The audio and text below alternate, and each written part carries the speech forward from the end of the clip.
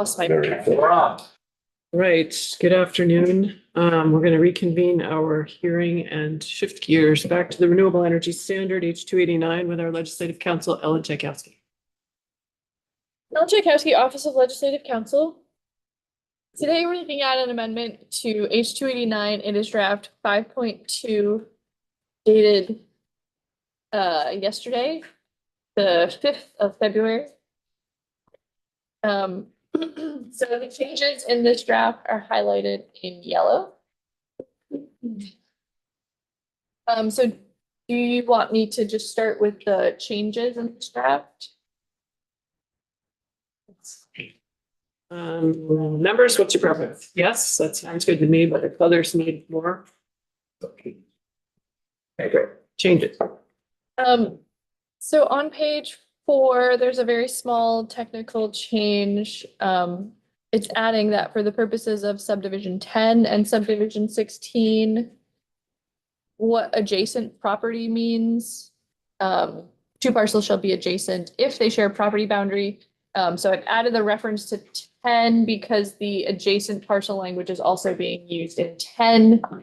So just want to make sure those are consistent.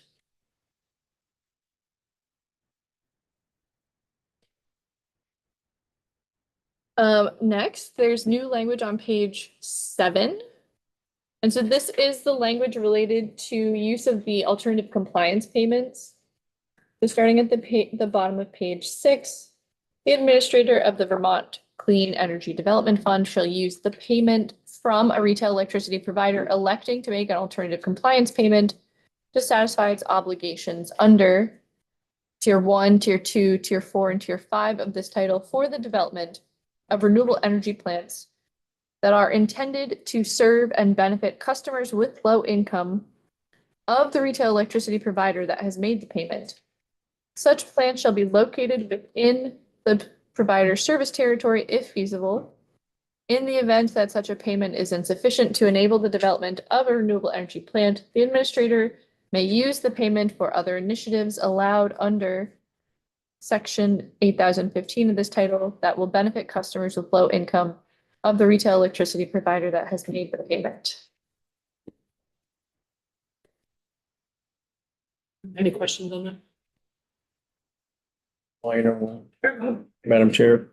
So the part that's changed highlighted in yellow.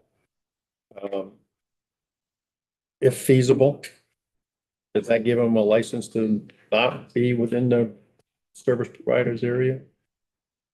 No, so oh, well, so the next sentence, the last sentence there is supposed to cover, I think, the if feasible part.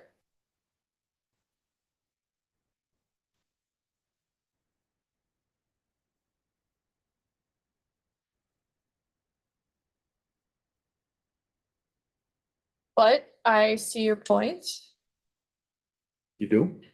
I'm struggling with it still. So there's 2 variables there, right? It's Yeah. if the payment is enough to fund a renewable energy plant, and if it can be funded within that service territory.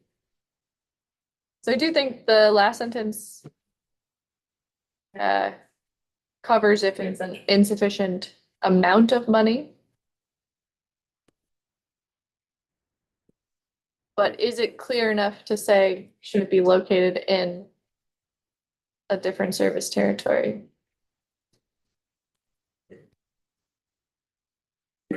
And We've avoided it in this instance, and I think it fixes it. Representative Pat. I raised this issue in discussion last week. I think there are limited circumstances, particularly for a very small utility, a small municipal utility, simply may not have a location within their physical territory. Some of the other utilities, including the very rural ones and Green Mountain Power, somewhere in their territory, there would be a feasible site, most likely. But I can see situations where that just wasn't possible. Sorry, Representative Morse, what's your question? So the question was,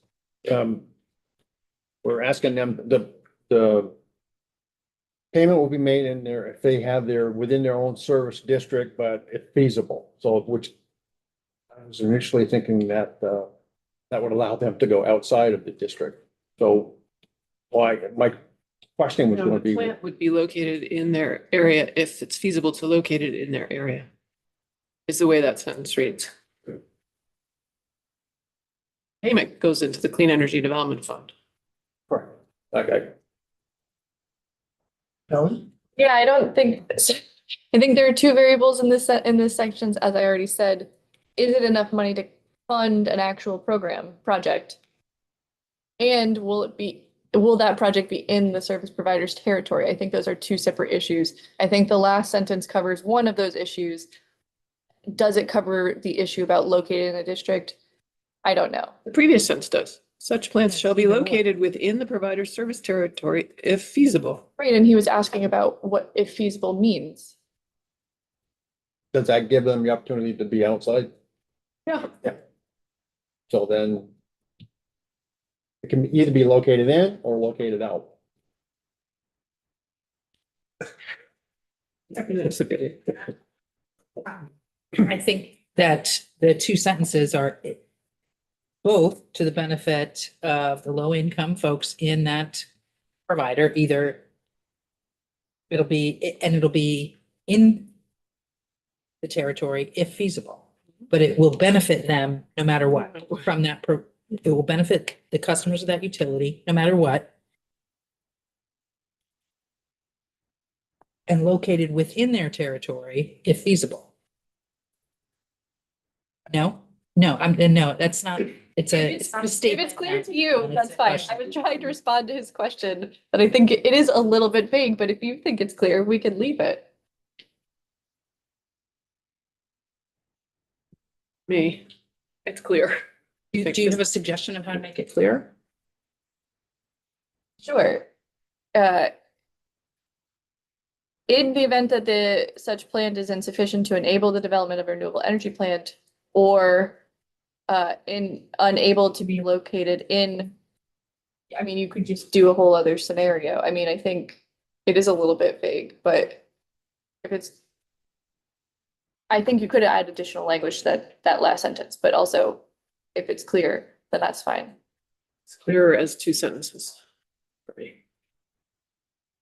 Yeah. Representative Pat. I think it's clear the way it's written, that it's, you have to, locate the project within their territory if feasible. So if it's not feasible, they have to say it's not feasible because there's no room in our little territory, for this. So we're putting it, next door.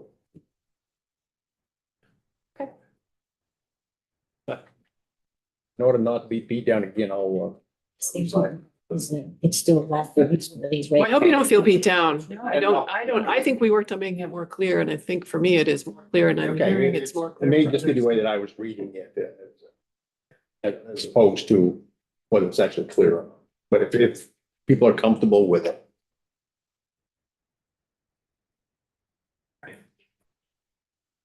Anyone else have a concern with that language? Not seeing any. So the next change is on page 13.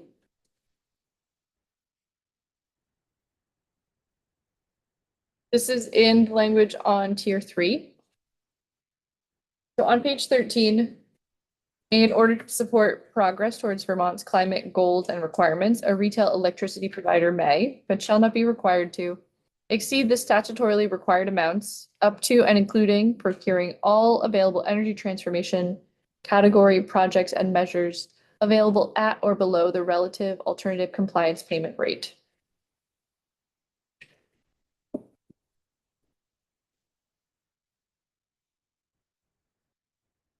Members have questions? Not seeing any.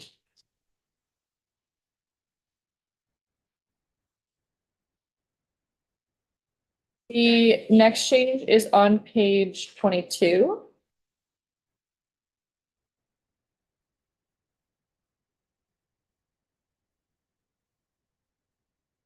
So on page 22, there's new language that's being added that you have not reviewed before.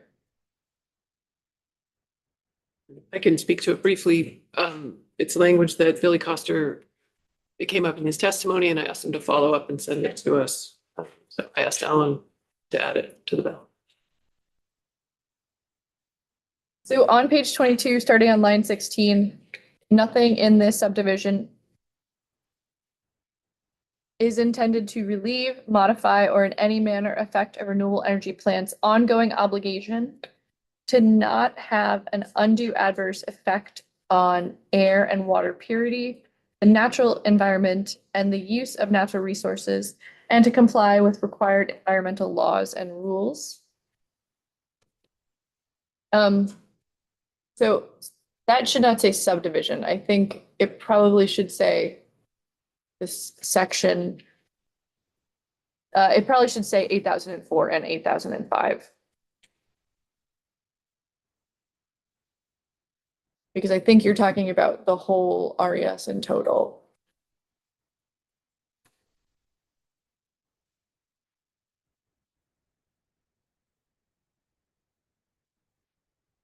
Representative Smith. Thank you. What does this do for a plant that depends on fossil fuel?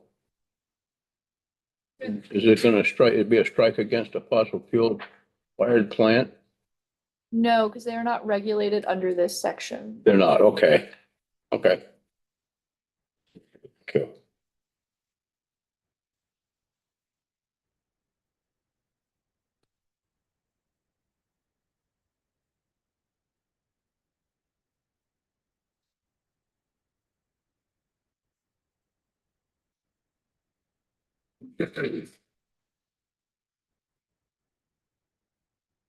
So next, on the bottom of page 31.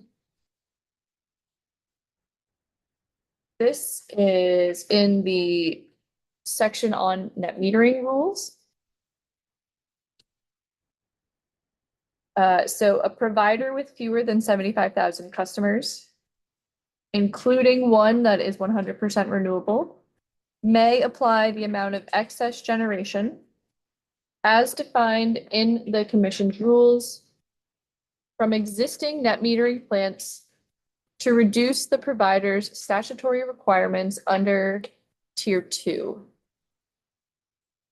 So this would apply to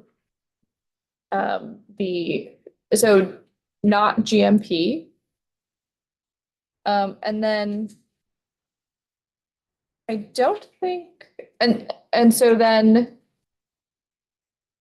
I don't think that the 100% renewables have an obligation under tier 2. But then it would be allowing that excess generation from the net metering 1.0 systems can be used to reduce the provider's statutory requirements of tier 2.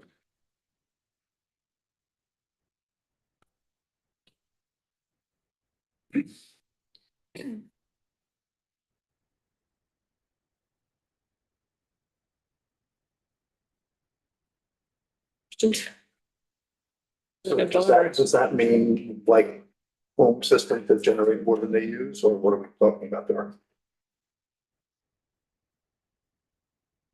Yeah, I don't actually know the definition of excess generation off the top of my head. I don't know if anyone in the room does. I think. Sebelia. Yes, Madam Chair, this is language, I believe, that the PUC worked out with the utilities in terms of counting. I think Elizabeth is here. Elizabeth Schilling, would you be able to speak to this? Elizabeth Schilling with the Vermont Public Utility Commission. So this is about the pre-existing net metering systems. And it wouldn't be counting using the RECs from those systems.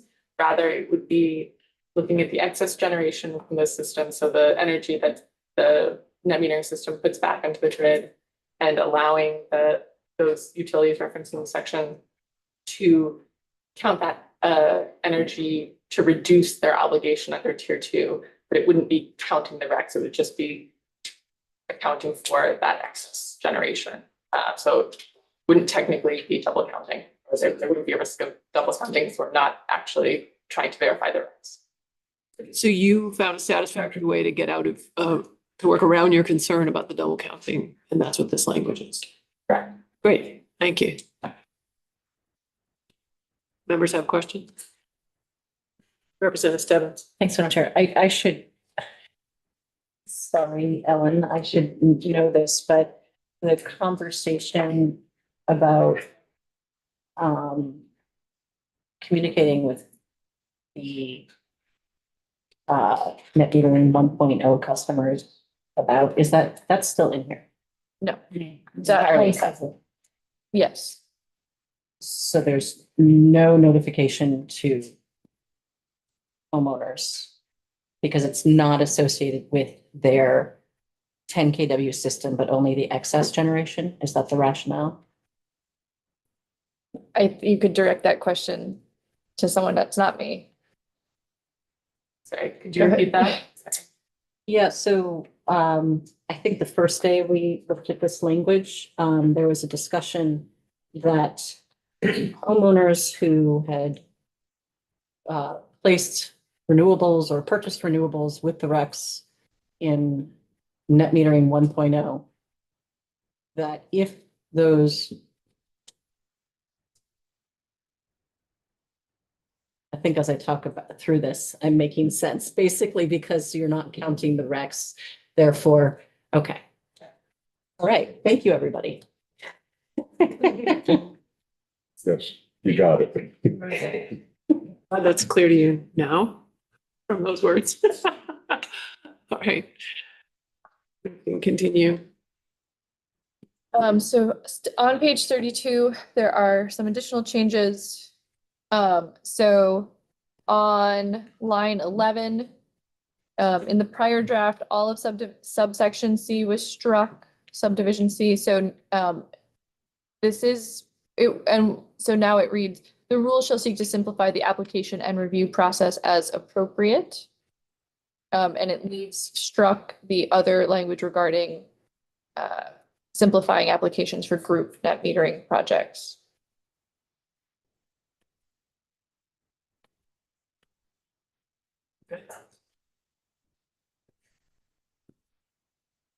So then there is a new section 8, which is on the comprehensive energy plan.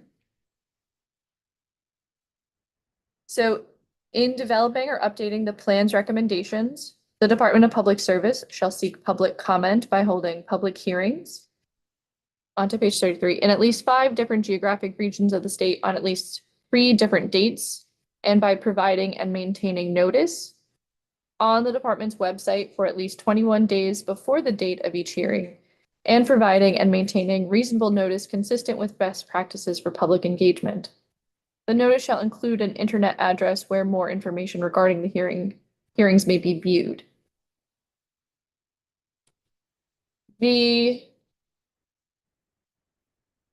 All right, so the next change is just changing the name of this committee. And so on page 34, jumping down to line 8,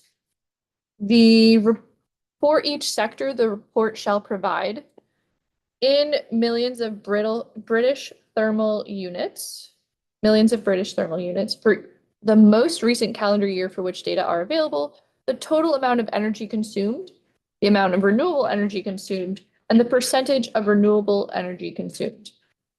For the electricity sector, the report shall also state the amounts in megawatt hours of retail sales and load for Vermont, as well as for each retail electricity provider, and the Vermont and New England summer and winter peak electric demand, including the hour and day of peak demand.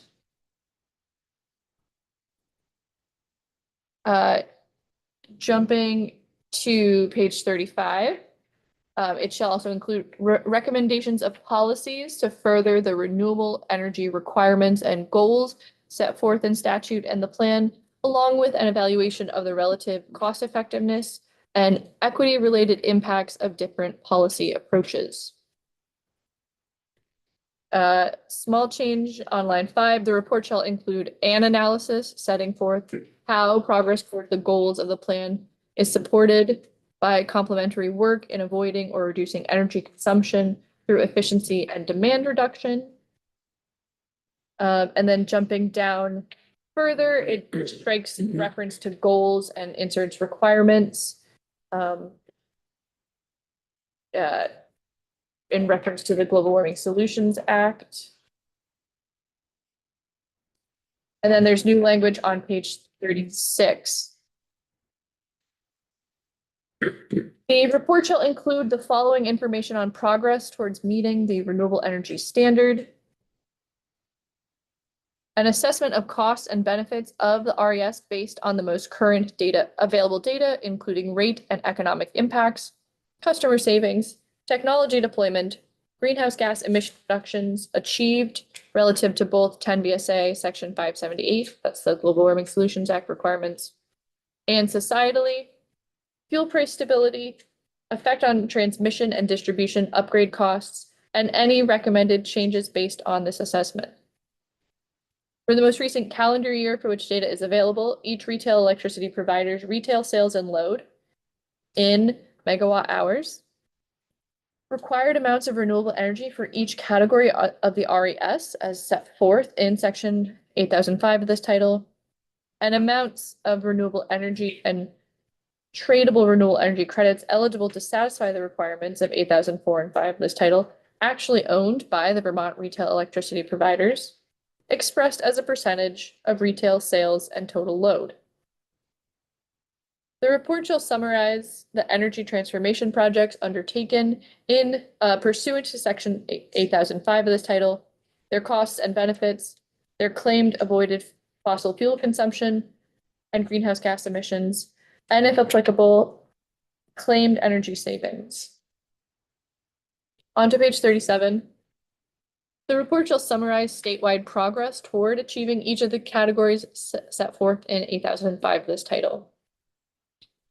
The report shall assess how costs and benefits of the RES are being distributed across the state, to the extent possible, given available data by retail electricity providers, retail electricity service territory, municipality, and environmental justice focused populations as defined in 3 VSA 6002. Such an assessment shall consider metrics to monitor affordability of electric rates. Projections looking at least 10 years ahead of the impacts of the RES.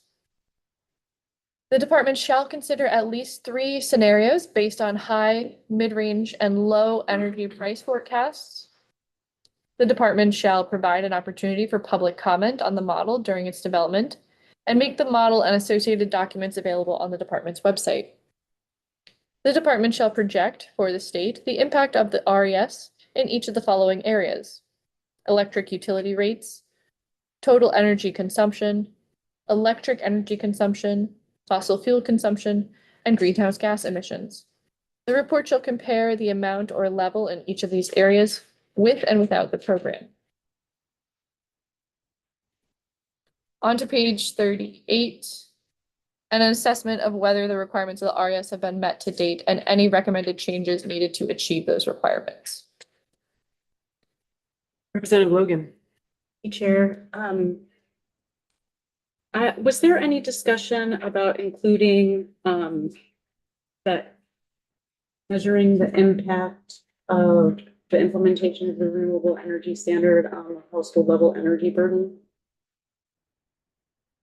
Do we know? Go ahead, Representative Sebelius. So this language has come from the department as a recommendation. Mhm. So TJ Poor, do you want to respond to that question? Yeah, specifically to that question, TJ Poor, Public Service Department.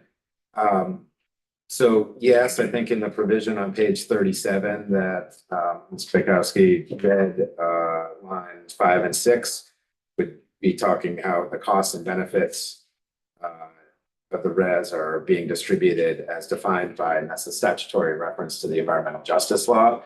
So not specifically energy burden called out here, but just with the intent to meet the spirit of the environmental justice law and report however we have the data and how it's defined by kind of the upcoming rules, which aren't written yet.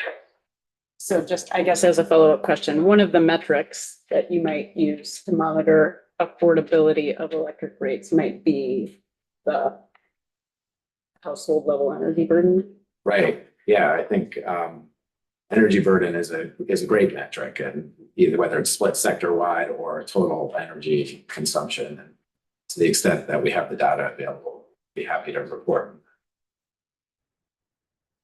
So that, I need to pay attention to the rulemaking process and those things. This is reporting. Right. Yes, so yeah, the A and R, like, Development of the. yes, yeah. Thank you.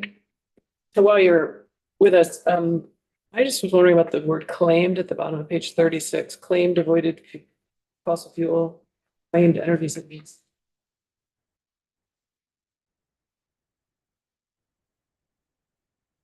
That's, the utilities are making the claim and you're just collating it, or, and I guess I'm curious about why you chose that term.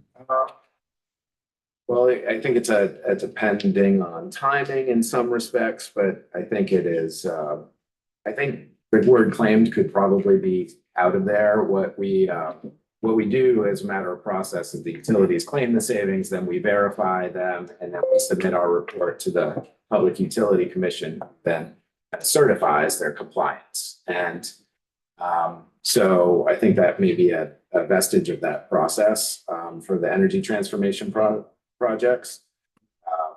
You know, for the ones that have been verified, we use and report.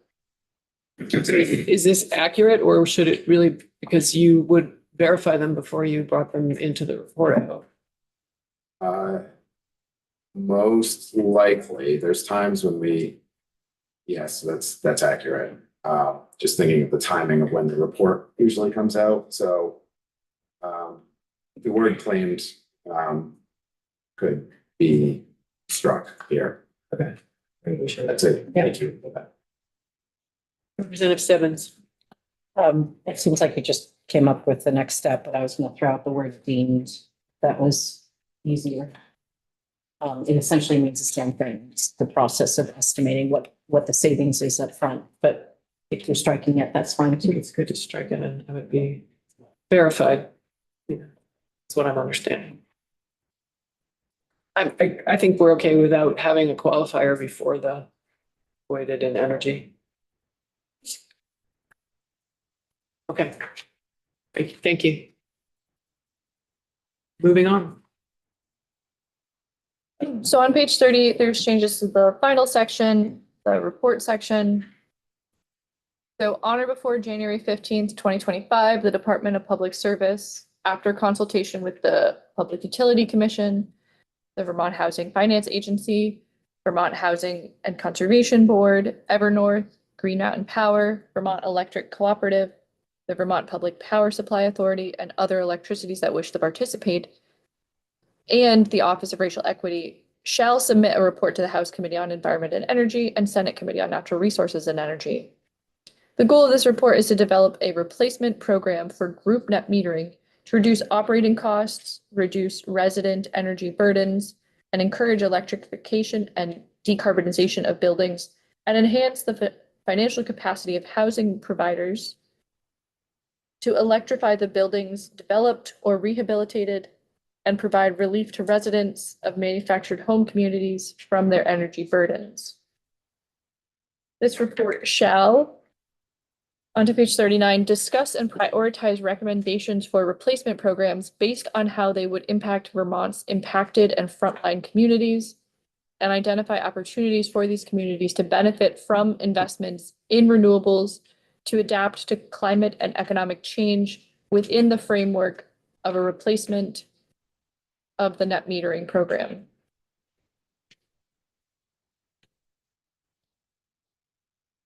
Just Representative Smith. I can wait if you want to finish.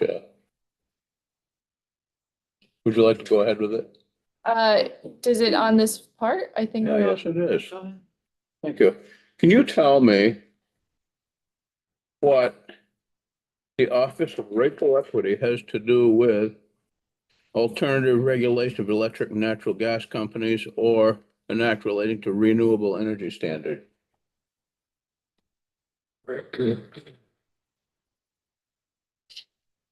So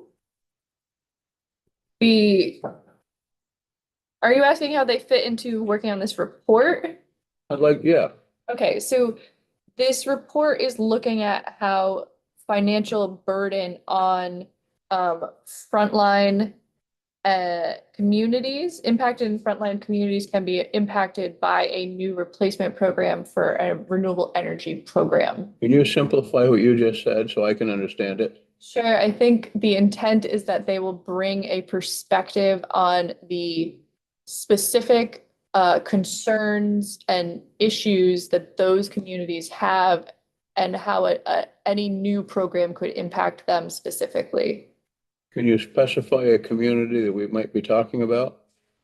Sure, so the Office of Racial Equity looks at equity impacts on a variety of different kinds of communities, including frontline communities. I don't know a ton about the individual work they do. I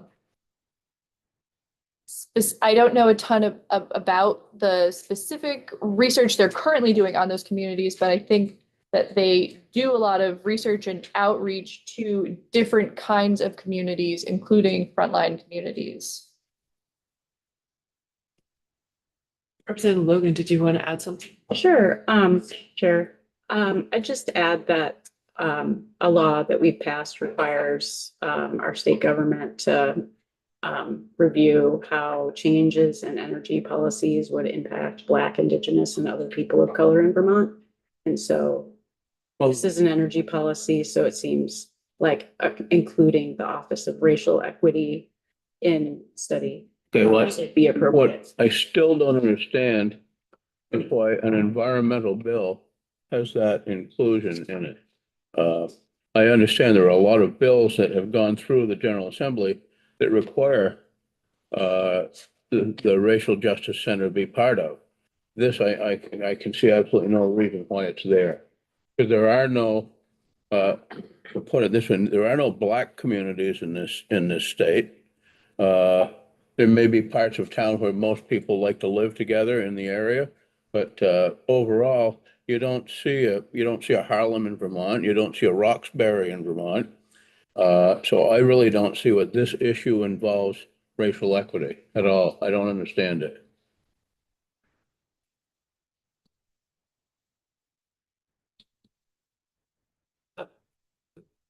TJ, Well, so reading the words. can comment on that really briefly. I have a comment on the previous section we just talked about also, if there's time.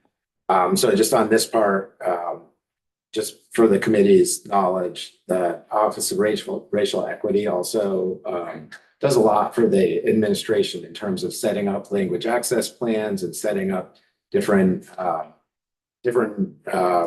means of engagement with communities. And it's not just necessarily all about race, it's really about environmental justice broadly. And so I just wanted to add that kind of context of what the Office of Racial Equity actually does, because it's kind of broader than the title.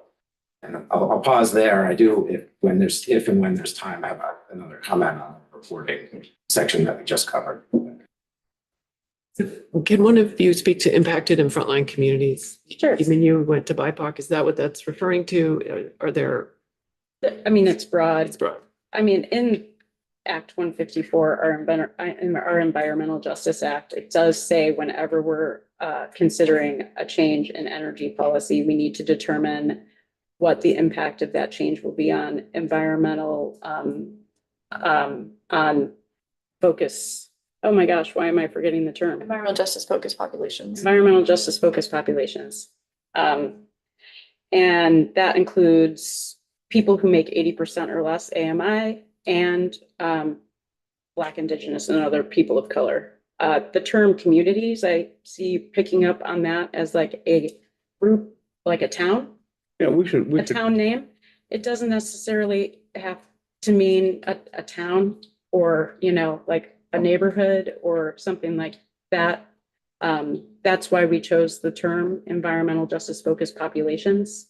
And so we do, though, I don't know why you, as a Black, Indigenous, or other person of color who demonstrably has, you know, greater energy burden at your household level, why you'd have to live in a town with a bunch of other BIPOC people in order to count as a community or be worthy of study, in order to determine, you know, negative impacts. We need to know if there is a negative impact is now required in our own policies. And specifically, this is a report doing research on how to set up a new program that would impact people's electric rates. So I think there's interest in having the perspective of the Office of Racial Equity. perhaps we should be setting up a program that includes every single tax-paying Vermonter, rather than individual groups, whether they be low income or racial groups. We should be taking care of every single Vermonter, whether they're rich or poor. And this bill doesn't address that. It addresses lower income, more so, I think. Correct me if I'm wrong. Well, I think there could be an offline debate between you and Representative Logan on that point. But I don't know if we, and this, it's important to remember this is a report back in this larger bill that hopefully benefits Vermonters. Representative Sedalia. Further wading in for just, but very briefly, Madam Chair.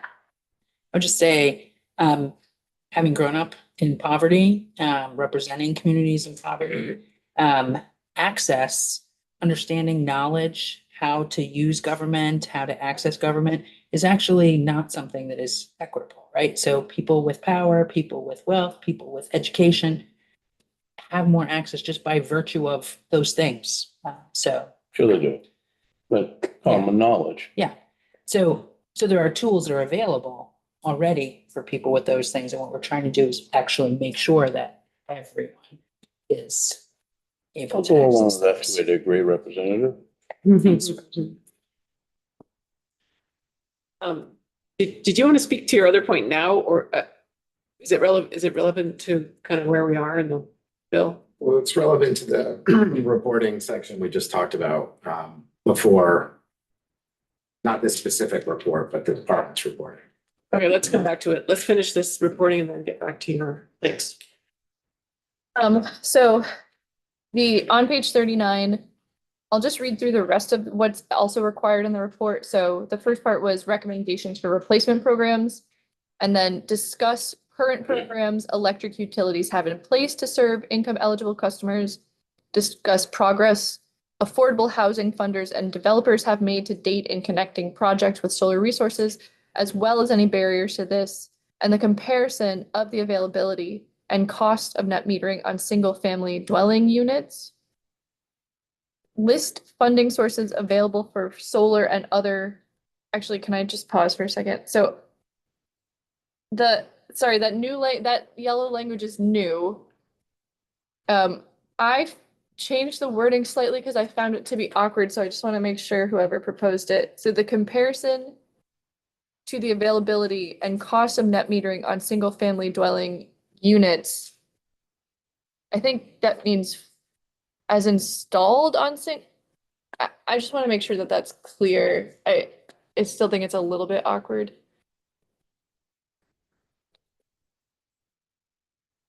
It's okay. It's looking at the progress we've made on affordable housing, access to renewables, and comparing that to how available net metering is to single-family dwelling units.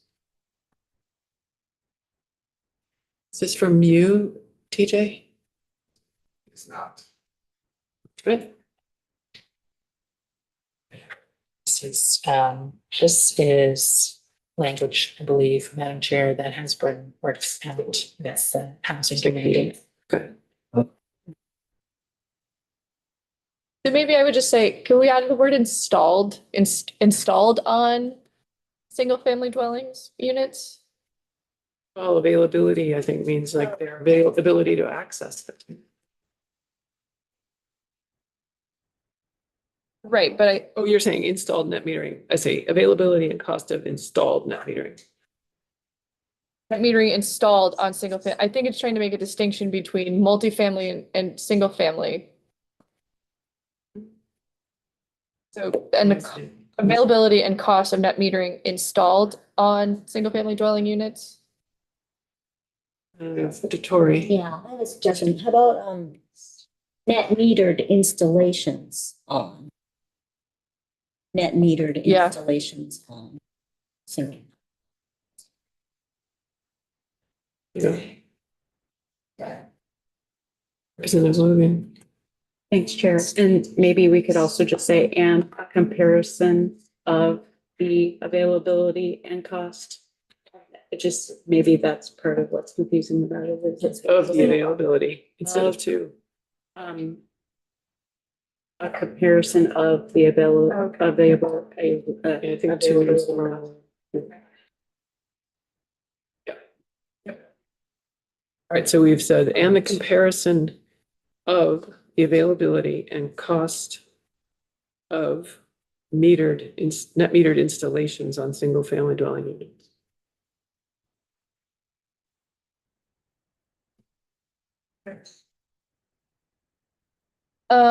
And then. So just to continue, list funding sources available for solar and other energy related projects benefiting affordable housing and customers with low income, including if it is federal or time limited. Propose successor programs to group net metering for connecting affordable housing developments and income eligible residents of manufactured home communities with solar projects in order to reduce operating costs, reduce resident energy burdens, and encourage electrification and decarbonization of buildings. Programs that meet the intent of this section shall include the following. On to page 40, a process to bring additional solar or other renewable energy projects online that could be owned by affordable housing developers. A process to enroll eligible customers, including property owners of qualified rental units. And if connecting directly to customers, a bill credit process to allocate customers kilowatt hour solar share on a monthly basis. So I did just want to flag the editors split up, so it's not highlighted because the editors did this, but the last B and C, they made it two separate sentences because the grammar in that whole sentence was kind of weird. So it's not highlighted in yellow because they did it, but if you want to flag it in case whoever requested it thinks the intent has been changed. But I think it makes it a little more clear. Yeah.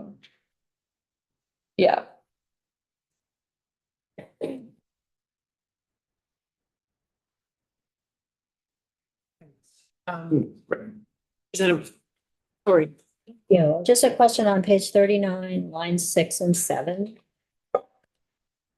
Best current programs electric utilities have in place to serve eligible customers.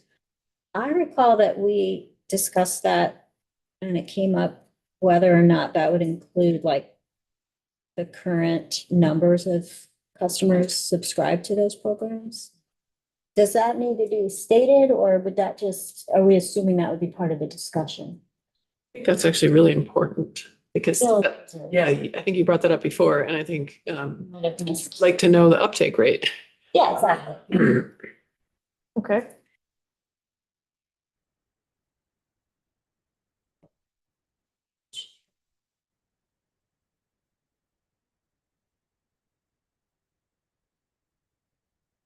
And the number of participants in each program?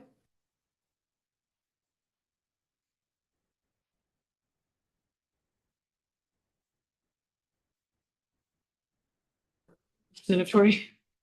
Yeah, and trends, maybe. Like trend over time, like. It's not just 1 year snapshot. Is that onerous or? Maybe we could ask you. About the reporting back, the second report, says discuss current programs electric utilities have in place to serve income eligible customers, and we're suggesting an addition of and the numbers enrolled. And Representative Torrey is wondering if also trends makes sense to add. Yeah, Louis Porter, Washington Electric Co-op. We're actually in the process of answering a PUC question that's very similar to this right now. So we can certainly do it. I don't know how good some trend data will be for programs that haven't been around very long. So we in Vermont Electric Co-op are about to embark on a program using a grant through DPS to do exactly this, but that's starting this year, so there won't be much trend there. But for the ones that we bill people or reduce their bills, so we should have data on every time we do that, you know, going back several years. So long story short, I don't think it would be a big deal. Thank you. Thank you. Speaking only for Washington Electric. Representative Logan. Thank you, Chair. To follow up on that, I appreciate that suggestion. It seems also that it would be helpful to understand the real impact of some of these programs on the customers themselves. Like, how much does it reduce the percentage of their income that they're spending on electricity, which is their household energy burden? Louis Porter from Washington Electric again. That might be a little bit tricky just because some of the programs do things like help pay for transformer upgrades or service entrance changes, or they might be, you know, some other program that's benefiting somebody, but it's not necessarily a rate reduction. So it might be, we can certainly give dollar amounts, but that might be a little bit trickier to put into a percentage of rates. Does that make sense? Yeah, so that's the wrong, that's one factor to consider, but Yeah. not. Yeah, and I mean, one of these, we have tier 3 programs that are income eligible based, you know, $50 off on an electric bicycle, something like that. It won't be difficult to translate into rates. We can certainly give you the dollar amounts that we pay out to cumulatively or individually on those programs. Cost savings. Yeah. Overall. Yeah, that, as some of these things are on the bill and some of them are incentives that we just write a check to. A little bit of work, but it would be possible. Thank you. I don't know how to incorporate that into this study, but it seems like that's sort of missing. Do you want to respond, TJ? Yeah, I just TJ for Public Service Department, and I want to point out, well, one, the report deadline is January 1st, 2025, and with there's no resources at all, but to really do a real report, I mean, I think this report is going to be kind of a short, this is a summary of the current programs and a couple of high-level recommendations. And so some of the details that you're talking about right now are not going to be possible to be provided by January 1st without, you know, real engagement and coordination with all these listed. It struck me also that I actually don't even know if the Office of Racial Equity knows they're listed in this. We should probably check with them. But that's an aside. But I just wanted to, I'm not sure what the purpose of this is. We're replacing a program and access for communities with a report. And that's not ensuring access. And to do that really on a 6-month timeline is going to be really challenging. And I'm just not sure what you're really going to get. And I don't want your expectations to be higher. I don't want you have the wrong expectations for what you might receive in this report. Representative Stebbins. Well, just to be clear, I think it's January 15th, and I was actually going to propose it's December 15th, 2024. And I mean, the goal of the report is to develop a replacement program. That to me that's what I would assume that goal of the report to be. Just to be clear, I was that's what. distracted by the sound in the room. Can you? So page 38, line 15. Yeah. the language, the goal of this report is to develop a replacement program for group net metering. Yep. And I'm glad to see this language in here. I'm glad to see, focusing on the federal dollars, given that for the first time ever, there's up to 60% tax credit, like via a check to nonprofits. I would have loved to have seen, on line 18, that it's not just housing providers, but it also says other community groups, since we know that there is interest in that. I'm not going to propose that here because I'm really trusting that our Senate natural colleagues will have some time with this bill and they'll be able to identify a path forward on that. But for me, I'm really hoping that this report indicates like what a replacement net metering program would look like. So just to me, that's what that language says. It's pretty clear.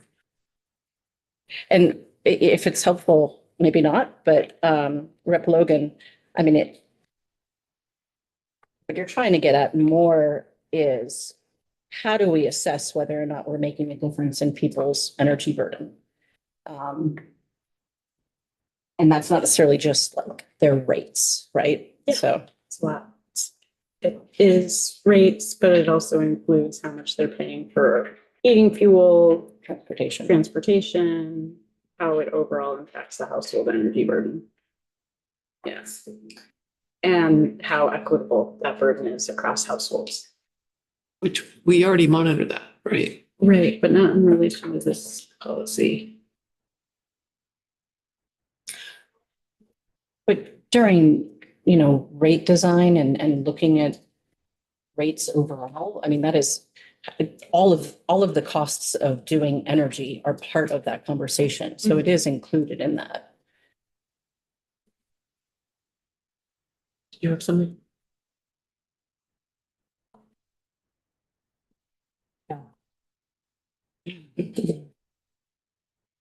Representative DJ Poor, did you want to speak to the previous report? Yes, thank you.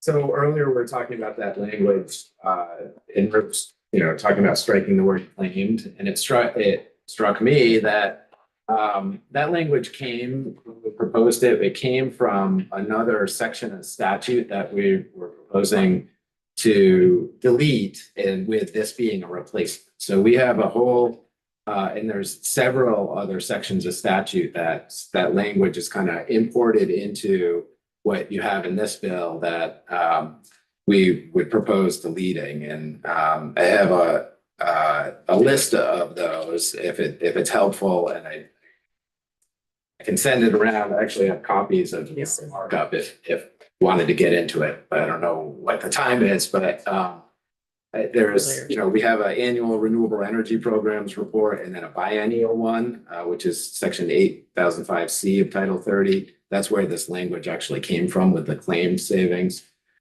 We also have a report another biennial renewable energy report.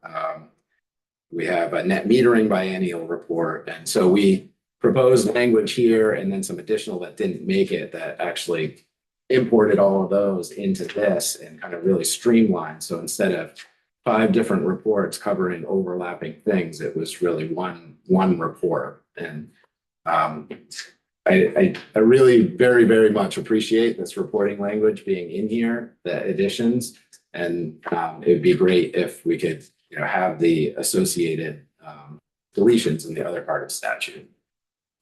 Representative Sibilia. So, Madam Chair,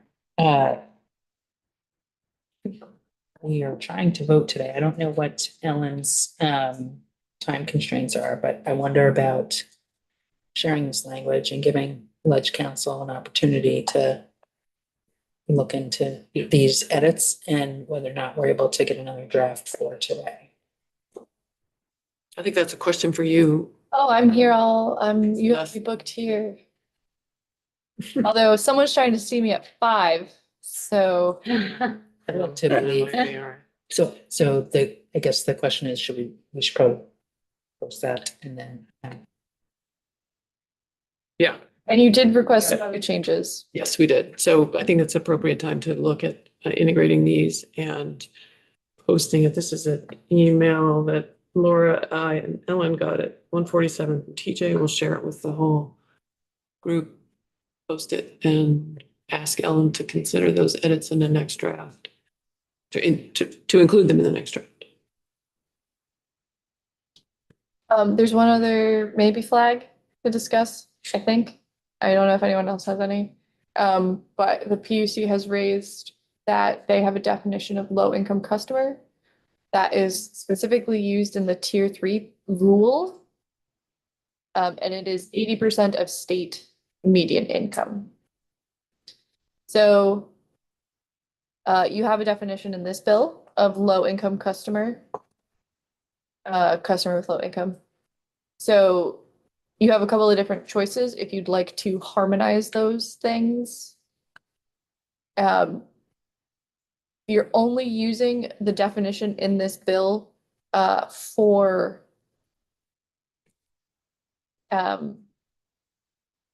one specific area, which I think is for group net meter, is actually, no, for the alternative compliance payment. For the alternative compliance payment allocation process. So you have some choices. If you want, you could leave it alone. What page is it on? It's at the bottom of page 5. You could, so it's in here in the language on page 5 into page 6, it's 80% of area median income instead of state median income. So you could change this definition to also say state, or you could move this out of the definition section and put the specific requirement on the next page, on page 7, so that it says, you know, benefits customers with up to 80% of area median income, so that it's specific. Or you could do nothing. Representative Spillier. I think I'm in favor of the second, moving the definition onto page 7. Representative Logan. I'm in favor of doing nothing and defining a customer with low income. A customer with low income this way, even though it conflicts with the definition that the PUC uses, because this is better. Why is it better? Because the state median income is not adjusted for family size. So larger households with lower income, smaller households with low income, you know, that just adjusting for family size makes a big difference in whether or not you qualify for a program. You like area median income better. And State median income is okay because that, but adjusted for family size is, I think, the important thing. So for example, if you consider a county like Essex County, for example, where the area median income is considerably or is lower than the state median income, that would be better for Essex County to use the state median income adjusted for family size, 80% of the state median income adjusted for family size, because more folks in Essex County would be eligible than if you were using area median income. That's worse for families in Chittenden County because less households will qualify for the benefit because our area median income is higher than the state median income adjusted for family size. So area median income is like the best. So I just want to understand, so we're changing the definition here. I believe the concern from the PUC is that we're changing it for the whole chapter here. And so I think we've had one. It might be helpful to hear from the PUC on any additional complications. yeah, I think it would be helpful now to hear from Elizabeth Schilling again. Sure, so Elizabeth Schilling with the Vermont Public Utility Commission. So in our existing res rule, as Ellen pointed out, there's an existing definition of a customer with low income. It's defined as a customer whose household income averages 80% of Vermont's statewide median income. However, while that's the standard definition, utility can petition the commission for an alternative definition of low income customer and for a different percentage of low income customers to be applicable in their service territory. We have had utilities do that, and so there's a process for that if they believe that a different number is more appropriate to their service territory. It would be simpler for our processes to maintain our existing rule as it is, and so we've suggested that the definition that's established in the bill to be moved to the section about the alternative compliance payment, since that's the only section of the bill that deals with customers of low income. That's our suggestion. Okay, so you're okay, or you're just saying it needs to get to another location, so we don't have unintended consequences. And do you have thoughts on the definition that we were sort of just beginning to debate?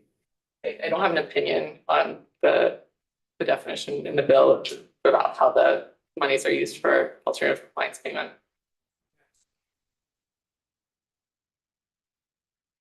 Needs either of your. Are you okay with it? Good, moving on. Okay. All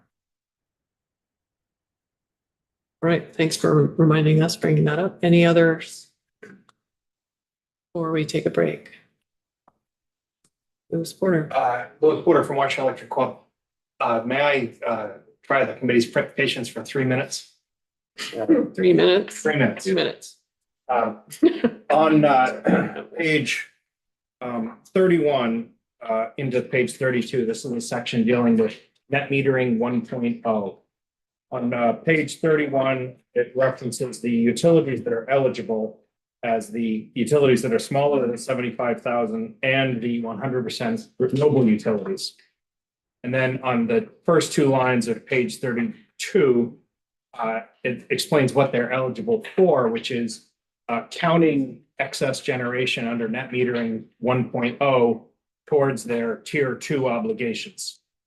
But since the 100% renewable utilities don't have a tier 2 obligation, I think it was everybody's intent that this be able to count towards the 100% renewable utilities tier 5 obligation, that is their load growth obligation. So there's I think it was everybody's intent that that be able to be counted towards those of us that are 100% renewables towards our load growth requirements. And it was just, I think it was omitted on the utility side when we were working on this language. So I would respectfully suggest that the committee add after the citation to 8005 to A2, I would suggest respectfully ask that the committee consider adding and for the 100% renewable utilities under subdivision 8005 A5, that's the load growth portion. I'm looking to Ellen here to tell me I'm getting the citation wrong as I usually do.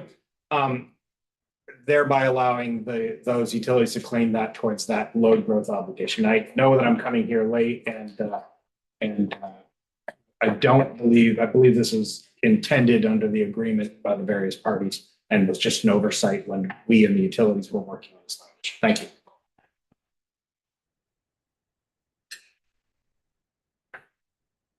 you. Are we gonna hear otherwise? I can't promise you that, but I don't believe so. Ben Walsh. The record, Ben Andrew Walsh from the Vermont Public Interest Research Group. That makes sense to us and is in line with the agreement. I think on the particular wording there, I agree with what Lewis just said. I think I might change a couple of words, but basically my only concern here would be if it was structured in such a way that it could potentially reduce the obligation in both tier 2 and tier 5. And there are some utilities that have obligations in both. Washington Electric is not one of them. And so I think that structure of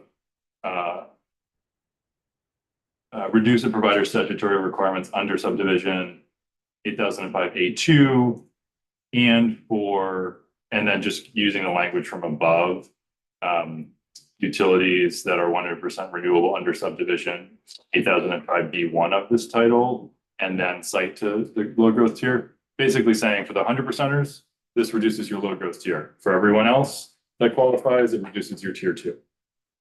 I'm happy to try to put that in black and white, but that makes a lot of sense from our perspective.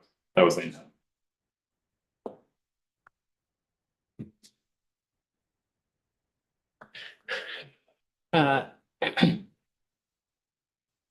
It makes sense to me that that would be part of it. I want to make sure that it was part of, I mean, we've had such a long kind of consensus building process here in the fall. And various studies that have gone on and all of the folks working, so I want to make sure you're not breaking news here with us, so. Yeah, Louis Porter from Washington Electric, it's my intent to fill the sections of the agreement, not to add a new piece here. So if there's any objection to it, I would withdraw my request. But I think what I'm doing is in keeping with, or requesting that you do, is in keeping with our agreement and the intent of this section. I think so. Yeah. We're gonna read that language provided. All right. One more, we'll add that one. All right, thank you. Ellen, how much time do you need to make these changes? I'm gonna say 45 minutes. Yeah. All right. Yeah. Yeah, come back. We'll come back, but I urge members to stay proximate because it could be less than that, but we'll give Ellen the space that she needs and say 4:15, we'll come back, but please don't disappear. Back as soon as we can be back.